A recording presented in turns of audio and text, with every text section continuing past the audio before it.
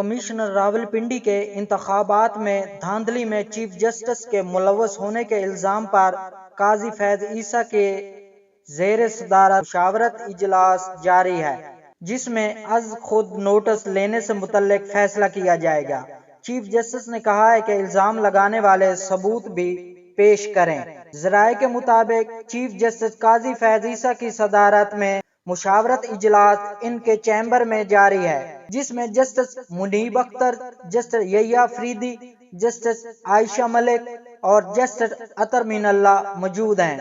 ذرائع کا کہنا ہے کہ شرکا کا کمشنر راولپنڈی کے الزامات کا جائزہ لے رہے ہیں اور مشاورت کے بعد از خود نوٹس لینے یا نہ لینے کا فیصلہ کیا جائے گا۔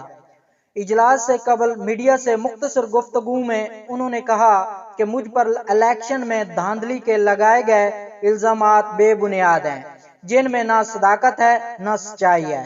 انہوں نے کہا کہ الزامات کوئی بھی لگا سکتا ہے، الزامات لگانے ان کا حق ہے، مگر اس کے ساتھ ثبوت بھی ہونے چاہیے، اور الزام لگانے والے کمشنر پنڈی نے کوئی ثبوت پیش نہیں کیا۔